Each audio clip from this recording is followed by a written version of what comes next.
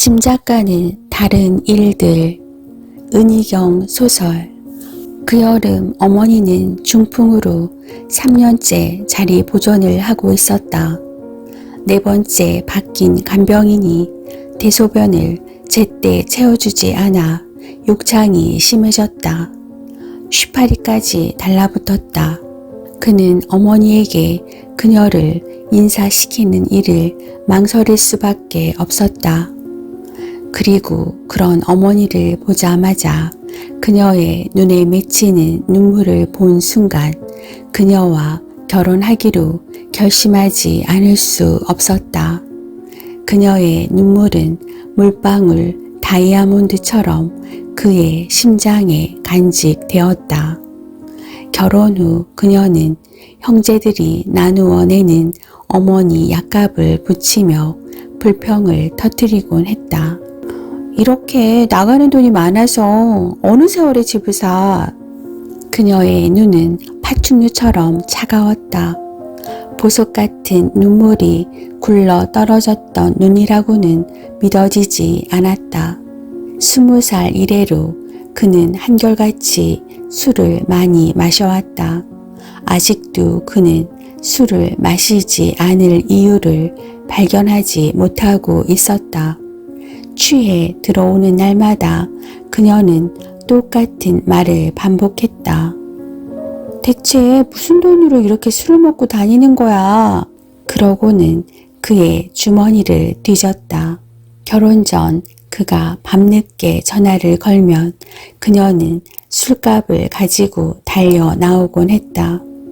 집에 들어가지 않겠다고 버티는 그를 달래며 속삭였다. 이제 결혼하면 언제나 함께 있을 텐데 뭐. 그때의 그녀는 모르고 있었다. 그가 들어가지 않겠다고 하는 것은 집이 아니라 일상이라는 것을. 그가 집을 싫어할 리는 없었다. 술자리에서 그는 4살 난 아들이 불익을 잘 맞춘다고 자랑했다. 밤거리 노점상에서 기둥 모양의 비닐 샌드백을 사다 준 적도 있다.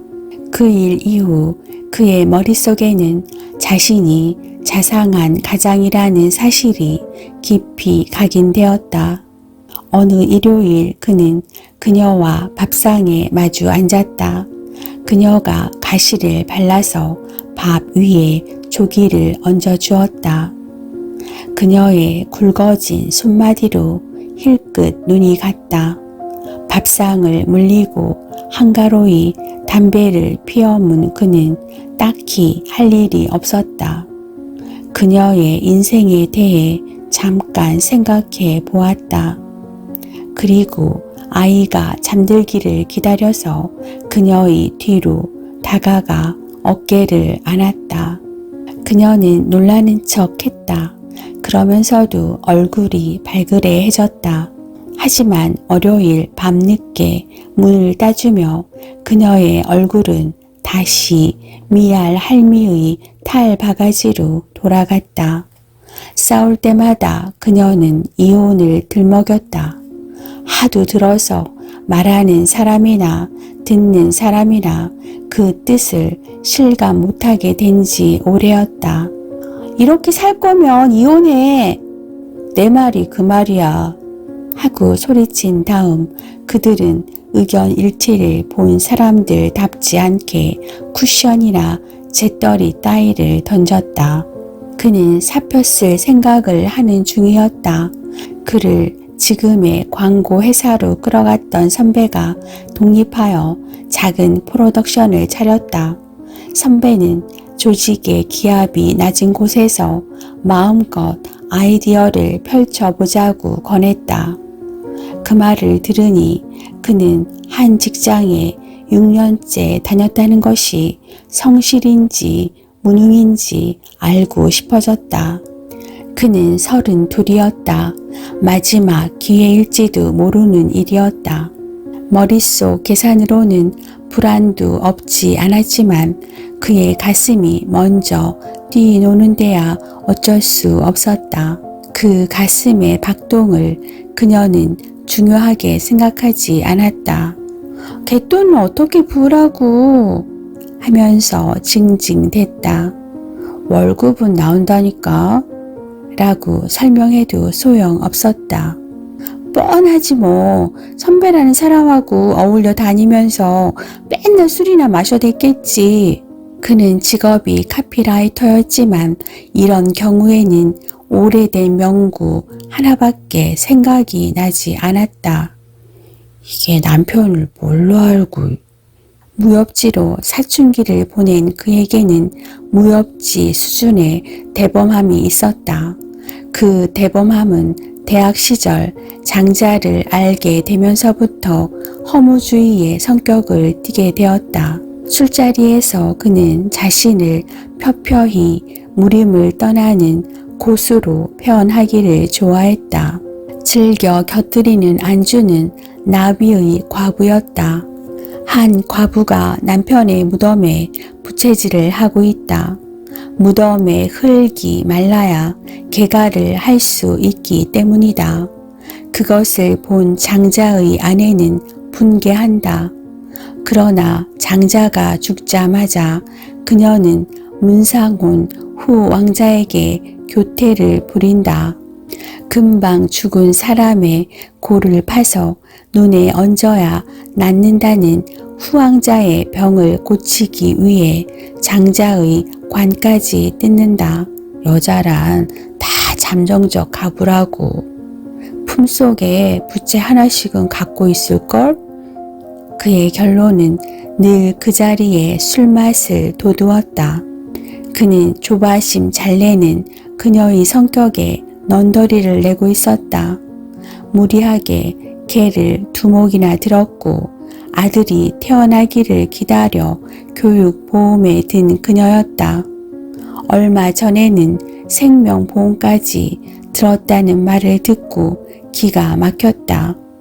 왜 그런 데에 수입의 반 이상을 써야 하는지 그는 이해할 수가 없었다. 그녀가 지켜앉은 앞에서 신용카드를 꺾어 던져버린 후로는 더욱더 그녀의 궁상이 지겨웠다. 한동안 그는 퇴근하자마자 선배가 얻어놓은 작은 사무실로 달려갔다.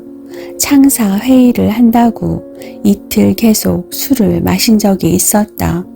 사흘째 되던 날 집에 들어가니 그녀가 문을 열어주지 않았다. 한밤중에 아파트 놀이터의 벤치에 목류병자처럼 멍하니 앉아 있어야 했다. 한참 만에 그녀가 오더니 열쇠를 던졌다. 아이를 업고 손가방을 들고 있었다. 이젠 내가 외박할 차례야. 그는 발밑에 열쇠는 쳐다보지도 않았다. 그대로 일어나 여관으로 갔다. 그날부터 꼭 닷새 동안 집에 들어가지 않았다. 그녀에게서 전화가 왔다. 울먹이는 소리였다. 그는 담배 세대를 연거푸 피우고 천천히 서랍을 열었다. 그날 사표를 찢어버리고 그날로 집에 들어갔다. 며칠 안가 후회했다. 그녀는 그를 돌아온 탕아에게 하듯 반쯤은 꾸짖으면서 반겨주었다. 그가 투항했다고도 생각했다. 작심 3일이라더니 그러고도 또 술이야? 받아든 그의 윗도리를 방바닥에 팽개치는 태도가 미련스럽게도 기세등등했다. 그는 그녀의 어깨를 거칠게 밀쳐버렸다. 그녀는 그래 때려 하고 달겨들면서 당장 이혼을 하겠다고 소리쳤다. 다음 달에 입주할 새 아파트는 자기 위자료라고 악다구니를 썼다. 그는 생각했다. 자기가 사랑한 것은 결혼 전의 그녀라고. 그가 가슴에 간직한 그녀는 다이아몬드가 아니라 시커먼 수검댕이였다고. 처녀 아닌 아줌마와 살아야 한다는 것이 모든 결혼한 남자의 비애임을 그때에 그는 이해하지 못했다. 그것을 이해하지 못한 채 그는 죽었다. 그녀가 병원에 도착하기 10분 전에 그는 죽었다. 멍하니 벽에 기대성 그녀에게 경찰이 다가와서 조사를 시작했다. 먼저 이름하고 주소를 물었다. 그녀는 자기 입에서 나오는 말조차 귀에 들리지 않았다. 받아 적던 경찰이 고개를 갸웃거렸다. 집이 방학동인데 왜 그 시간에 잠실에서 사고를 당했지? 잠자리에서 불려나온 그의 둘째 형이 꽉 잠긴 목소리로 대신 대답했다. 그저께 이사를 갔어요. 걔는 술이 취해서 전에 살던 집으로 갔던 겁니다. 그 집은 비어 있었다. 그는 열리지 않는 옛집 문을 몇 번이고 걷어찼다. 그런 것을 알아보려고 부검까지 할 수야 없겠지만 발가락에 멍도 몇 개 들었을 것이다. 차도로 뛰어드는 그의 그림자는 취한 사람답지 않게 빨랐다고 한다. 그녀에 대한 포안이 그를 과격하게 만들었을 것이다. 그녀에게서 멀리 떠나는 것이 그녀를 가장 괴롭히는 일임을 그는 잘 알고 있었다. 떠나기에 너무 바빴던 그는 달려오는 택시를 향해 마주 달려갔다. 휘청이던 그의 몸은 중앙선 가까이에서 허공으로 떠올랐다. 그녀는 자신을 저주했다. 이사만 가지 않았어도 그가 죽지 않았을 거라고 생각했다. 슬픔이 생기면 사람은 다 어리석어진다. 전날 이삿짐 정리를 도와주러 온 사촌 언니는 계속 혀를 찼었다. 일이 한두 끝도 없겠다. 아무리 평일에 이사 비용이 싸다고 해도 그렇지. 네가 과부야? 이사를 혼자 하게? 그래, 네 남편은 가장이라고 집은 제대로 찾아왔디? 뭐? 내 집 장만하면 집에 정 붙이고 술도 덜 먹을 거라고? 아서라, 내가 보기엔 네 남편 평생 그 버릇 못 고친다. 두고 봐라, 내 말이 맞나 안 맞나? 그녀는 사촌 언니가 정리해준 그릇장 속의 그릇을 죄다 꺼내고 다시 정리했다. 책장 배치도 다시 했다. 언니가 해주고 간 것은 하나도 마음에 들지 않았다. 걸레질까지 마친 뒤 겨우 다리를 뻗고 앉으니 자정이 넘어 있었다. 그렇게 원해왔던 내 집에 앉아 있는데도 시계 소리가 낯설었다. 화장대 서랍 안에는 이혼 신청서가 들어있었다. 인감을 떼러 동사무소에 갔다가 눈에 띄어 그냥 집어온 것이다. 오늘은 그것을 들이대며 기어코 각서라도 한 장 받아 놓아야겠다는 작정이 들었다. 문득 그녀는 숨을 크게 들이쉬었다. 만약 그가 정말 이혼하자고 나오면 해버리지 뭐.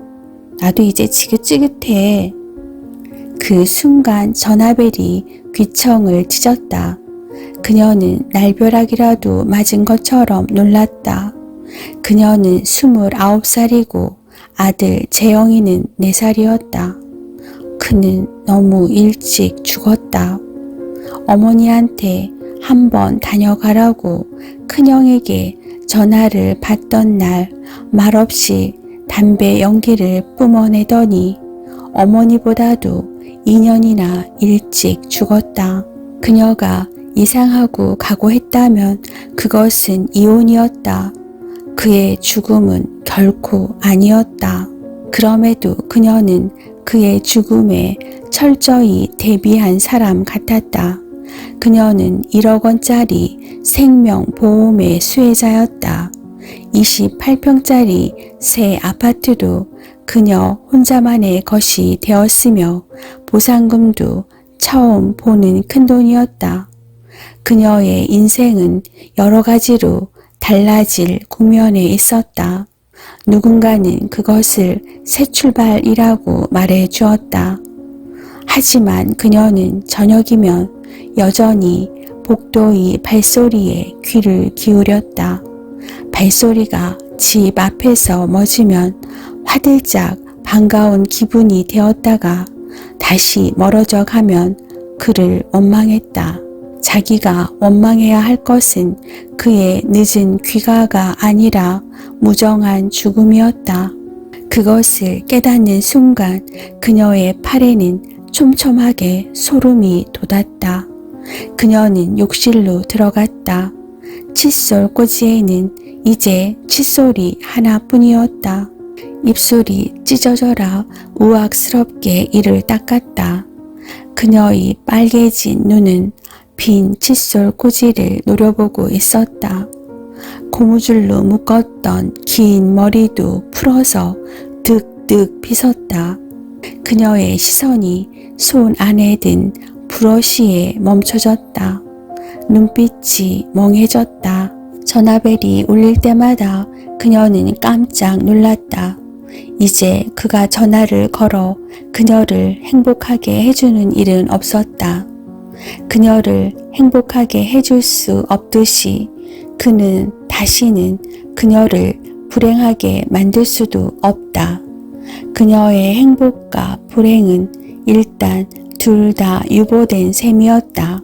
하지만 그녀의 머릿속에는 그가 자신을 불행하게 했다는 기억이 하나도 남아있지 않았다. 그는 문을 열어주지 않는 그녀를 미워하며 죽어갔다.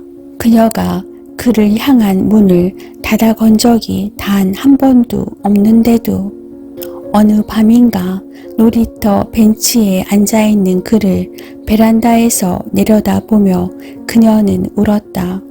그가 다시 올라와서 배를 눌러주기를 얼마나 기다렸는지 모른다. 3월인데도 꽃샘 바람이 차가웠다.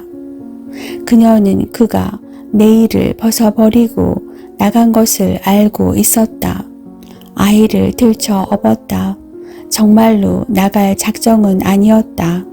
그의 손을 꼭 잡고 옆에 누워서 자고만 싶은 깊은 밤이었다. 그를 잠시 살려내서 그 말만이라도 들려줄 수 없을까? 여보, 난 당신과 싸우기 싫었어. 그래서 더 화냈던 거야.